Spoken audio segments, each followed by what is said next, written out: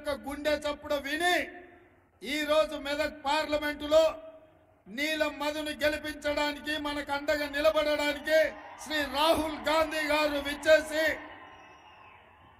ఈ నర్సాపూర్ నియోజకవర్గంలో కాంగ్రెస్ పార్టీ నాయకులు ఏర్పాటు చేసిన జనజాతరలో పాల్గొని ఈరోజు ఈ ఎన్నికల్లో విజయం సాధించడానికి వారు రావడాన్ని సంతోషిస్తూ మీ అందరి తరఫున వారికి స్వాగతం పలుకుతున్నాను.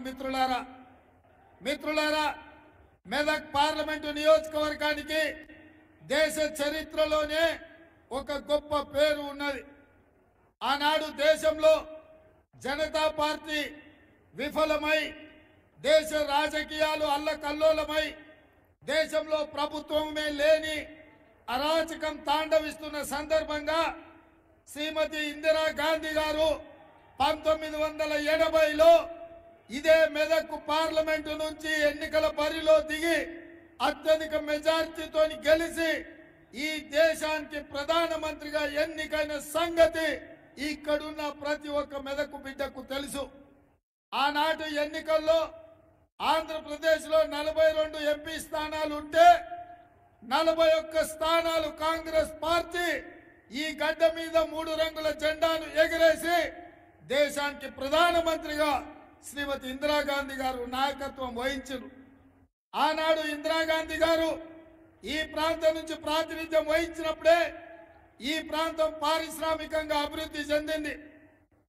ఈ ప్రాంతంలో మనకు బీడీఎల్ కానీ బిహెచ్ఎల్ కానీ డిఫెన్స్ ఫ్యాక్టరీలు కానీ పటాన్ చెరువు మన పారిశ్రామిక వాడ కానీ రామచంద్రాపురంలో వచ్చిన పెట్టుబడులు కానీ ఆనాడు శ్రీమతి ఇందిరాగాంధీ గారు ఈ దేశ ప్రధానమంత్రిగా ఉన్నప్పుడే మన మెదక్ జిల్లాకు పెట్టుబడులు వచ్చినాయి.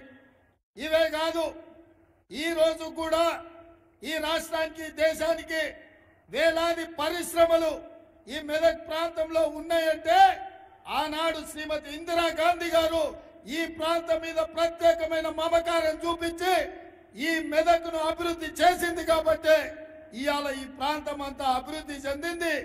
ఇవాళ దేశం నలుమూలల నుంచి ఇతర దేశాల నుంచి ఉద్యోగ ఉపాధి అవకాశాల కోసం ఎవరు వచ్చినా ఇవాళ ఈ మెదకు హక్కున చేర్చుకొని అవకాశాలు ఇస్తుంది. ఆనాడు ఇందిరాగాంధీ గారు ముష్కర్ల చేతిలో తుపాకీ తూటాలకు బలైనప్పుడు ఈ దేశ ప్రధానమంత్రిగా మెదక్ పార్లమెంటు సభ్యురాలుగా వారి చివరి శ్వాస వరకు ఆఖరి రక్తపు పట్టు వరకు మన గడ్డకు మన ప్రాంతానికే ప్రాతినిధ్యం వహించిండ్రు. వారు ఇక్కడి నుంచే ప్రాతినిధ్యం వహించినప్పుడు కీర్తిశేషులు అయ్యిండ్రు. అట్లాంటి మెదక్ పార్లమెంటు నియోజకవర్గం గత 25 సంవత్సరాలుగా 1999 నుంచి 2024 వరకు ఈ పార్లమెంటు నియోజకవర్గం బీజేపీ బీఆర్ఎస్ చేతిలోనే మగ్గిపోయింది. అందుకే ఈనాడు ఈ ప్రాంతానికి విముక్తి కలిగించే అవకాశం మీ చేతుల్లో ఉంది. అందుకే రాహుల్ గాంధీ గారు ఒక బలైన వర్గాల బిడ్డ నీలం మధు ముదిరాజును ఈ ఎన్నికల్లో దించి ఆనాడు ఇందిరాగాంధీ గారు ప్రాతినిధ్యం వహించిన ఈ పార్లమెంటులో నీలం మధును ఈరోజు కాంగ్రెస్ పార్టీ ఎన్నికల బరిలో దించిండ్రు. ఈరోజు బీజేపీ నుంచి నిలబడ్డాయన ఎవరో కాదు, పక్కనే దుబ్బాక ఉప ఎన్నికల్లో ఎమ్మెల్యేగా గెలిచి మోడీ నుంచి వేల కోట్ల రూపాయలు నిధులు తెస్తామని దుబ్బాక ప్రజల చెవుల్లో పువ్వు పెడితే ఆ పువ్వును మన శాసనసభ ఎన్నికల్లో బండకేసి కొట్టిండ్రు, ఉప్పు తీసి ఉప్పు పోసి పాత రేసిండ్రు. ఇక రెండోగా ఆయన బీఆర్ఎస్ నాయకుడు, బీఆర్ఎస్ నుంచి నిలబడ్డాయని ఎవరో కాదు, మన మల్లన్న సాగర్లో, మన రంగనాయక సాగర్లో, మన కొండ పోచమ్మలో వేలాది ఎకరాల భూములను వేలాది మంది రైతులను ముంచి వాళ్ళ సొంత భూములు తాతలు ముత్తాతలు ఇచ్చిన భూములు ప్రభుత్వం గుంజుకుంటుంటే మాకు సరైన నష్ట పరిహారం ఇవ్వండి అని అడిగితే పోలీసులను పెట్టి తొక్కించిండు. పోలీసుల బూట్ల కింద ఈ ప్రాంత రైతులను అణిచివేసిండు. ఇవాళ మన మీద అక్రమ కేసులు పెట్టి మన భూములు గుంజుకొని మన ప్రాంతం మీద ఆధిపత్యం వహిస్తున్న వెంకట్రామరెడ్డిని ఓడి చెప్పాల్సిన బాధ్యత కేసీఆర్ కు హరీష్ రావుకు గుణపాఠం చెప్పాల్సిన బాధ్యత మెదక్ జిల్లా యువకుల మీద ఉన్నది, ఈ ప్రాంత రైతుల మీద ఉన్నది అని చెప్పి నేను ఈ సందర్భంగా గుర్తు చేస్తున్నా. అందుకే మిత్రులారా, ఇవాళ రఘునందన్ రావు చూసినాం, వెంకట్రామరెడ్డిని చూసినాం.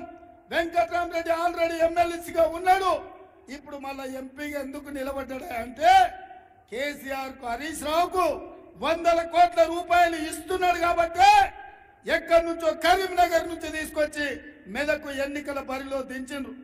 నేను అడుగుతున్న కేసీఆర్ హరీష్ రావును, మొత్తం మెదక్ జిల్లాలో మీకొక్క మనగాడు కూడా దొరకలేదా ఈ మెదక్ పార్లమెంట్ ఎన్నికల్లో పెట్టడానికి? ఇవాళ ఎక్కడి నుంచో కరీంనగర్ నుంచి మా భూములు గుంజుకున్నాడు, మా రైతుల మీద కేసులు పెట్టినాడు, మా రైతులను జైళ్ళకు పంపించినోడిని ఇవాళ ఎంపీగా నిలబెట్టి ఈ మెదక్ జిల్లా రైతాంగాన్ని ఈరోజు అవమానిస్తున్నారు. అందుకే మిత్రులారా, ఈరోజు మీ కష్టాలు తెలిసిన వాడిగా, మీ బిడ్డ మీ మధ్యలో ఉండేవాడు, మీ సమస్యలు ప్రస్తావించేవాడు, గల్లీ నుంచి ఢిల్లీ వరకు మీ సమస్యల్ని పరిష్కరించడానికి మాదిగల ఏబిసిడి వర్గీకరణ కోసం, ముదిరాజులు బీసీ డి గ్రూప్ నుంచి ఏ గ్రూప్ లకు తేవడం కోసం ఈనాడు బీజేపీ నరేంద్ర మోడీ రాజ్యాంగాన్ని మార్చాలని, రిజర్వేషన్లు రద్దు చేయాలని, దళితులు గిరిజనులకు బలైన వర్గాలకు వ్యతిరేకంగా కుట్ర చేస్తున్నారు. కాబట్టి మిత్రులారా, రేపు జరగబోయే ఎన్నికల్లో బీఆర్ఎస్ బీజేపీని బొంద పెట్టాలి, నీల మధును గెలిపించాలి. ఇవాళ బీజేపీ వాళ్ళు అంటున్నారు ఎన్నికలు వచ్చినప్పుడల్లా వాళ్ళకి రాముడు గుర్తొస్తాడు, హనుమాన్ జయంతి గుర్తొస్తుంది, లేకపోతే బతుకమ్మ బోనాల పండుగలు గుర్తొస్తాయి ఇంకొకరికి. నేను అడుగుతున్న మా మిత్రుల్ని, మన తండ్రులు తాతలు మన ముత్తాతలు శ్రీరామనవమి చేయలేదా? హనుమాన్ జయంతి చేయలేదా? ఇవాళ బీజేపీ వచ్చి మనకు కొత్తగా మనకు సాంప్రదాయాలు నేర్పుతున్నాడు. అందుకే బీజేపీ నాయకులకు నరేంద్ర మోడీ అమిత్ షాకు నేను చెప్పిన సూటిగా, దేవుడు గుడిలో ఉండాలి, భక్తి గుండెల్లో ఉండాలి. దేవుడు గుడిలో ఉండాలి, భక్తి గుండెల్లో ఉండాలి. పోలింగ్ బూత్ లో ఓట్ల కోసం అడుక్కునే పిచ్చగాళ్ళలాగా రాముడినో హనుమంతునో వాడుకుంటున్నారంటే మిమ్మల్ని దేవుడు కూడా క్షమించడని చెప్పి బీజేపీ వాళ్ళకి చెప్పిన. ఇవాళ నిన్న చంద్రశేఖరరావు వచ్చిండంట. ఇక ఆయన బస్సు యాత్ర చూస్తుంటే వెనకడికి ఎవడో తిక్కలోడు తిరునాళ్ళకు పోతే ఎక్కడానికి దిగడానికే సరిపోయిందంట. పెద్దలు మదన్ రెడ్డి గారిని ఏదేదో అనిపోయిందంట. చంద్రశేఖరరావు వయసు మీద పడ్డది, ఇప్పటికైనా బుద్ధి తెచ్చుకో. ప్రజలు నిన్ను బండకేసి కొట్టిండ్రు, ఈ ప్రాంత ప్రజలు నిన్ను తిరస్కరించిండ్రు, నిన్ను ఓడగొట్టిండ్రు.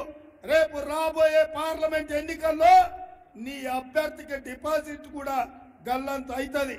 అది ఇక్కడి నుంచే నర్సాపూర్ నుంచే పునాదులు పడతాయి, బీఆర్ఎస్ ను ఓడగొడతారు. అందుకే మిత్రులారా, ఈ ఎన్నికల్లో మీ అందరికీ నా విజ్ఞప్తి ఒకటే, 25 ఏళ్ళు బీజేపీని చూసిండ్రు, బీఆర్ఎస్ ను చూసిండ్రు. ఈ ఎన్నికల్లో ఈ దేశంలో ఈ రాష్ట్రంలో కాంగ్రెస్ అధికారంలో ఉంటుంది, అభివృద్ధి పనులు చేపడుతుంది. ఒక బలహీన వర్గాల నుంచి ఇచ్చిన నీల మధును ఈ ఎన్నికల్లో గెలిపించండి, అప్పుడు ఈ ప్రాంతానికి మేలు జరుగుతుంది.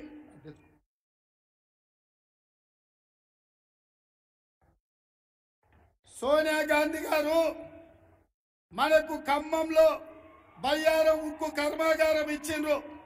మోడీ మనకేమిచ్చిండు? ఖమ్మంలో మనకు ఉక్కు కర్మాగారం అడిగితే మోడీ ఇచ్చింది గాడిద గుడ్డు. మనము వరంగల్లో రైల్వే కోచ్ ఫ్యాక్టరీ అడిగితే మోడీ మనకి ఇచ్చింది గాడిద గుడ్డు. ఐటీఆర్ మనం అడిగితే మోడీ ఇచ్చింది గాడిద గుడ్డు. అందుకే ఐఐటి అడిగితే మోడీ ఇచ్చింది గాడిద గుడ్డు. మరి గాడిద గుడ్డు ఇచ్చిన మోడీకి కర్రు కాల్చి వాత పెడదామా? నేను బీజేపీ ఏం తెచ్చిందంటే మీరు అందరు గాడిద గుడ్డు అనాలి. మోడీ ఏమిచ్చిండు అంటే గాడిద గుడ్డనాలు రెడీనా? రెడీనా? బీజేపీ ఏమిచ్చింది? మోడీ ఏం తెచ్చిండు? బీజేపీ ఏమిచ్చింది? మోడీ ఏం తెచ్చిండు? బీజేపీ ఏమిచ్చింది? మోడీ ఏం తెచ్చిండు? మరి గాడిద గుడ్డిచ్చిన బీజేపీకి కర్రు కాల్చి వాత పెట్టి ఈ ఎన్నికల్లో నీలం మధును 1,00,000 మెజార్టీతో ఎంపీగా గెలిపించాలి. మీరు సిద్ధమా? సిద్ధమా?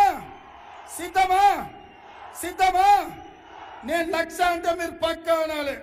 1,00,000 1,00,000 1,00,000 1,00,000 1,00,000 1,00,000 1,00,000 1,00,000 1,00,000 1,00,000 1,00,000 జై కాంగ్రెస్! జై జై కాంగ్రెస్! హస్తం గుర్తుకే! హస్తం గుర్తుకే! ధన్యవాదాలు మిత్రులారా. Thank you.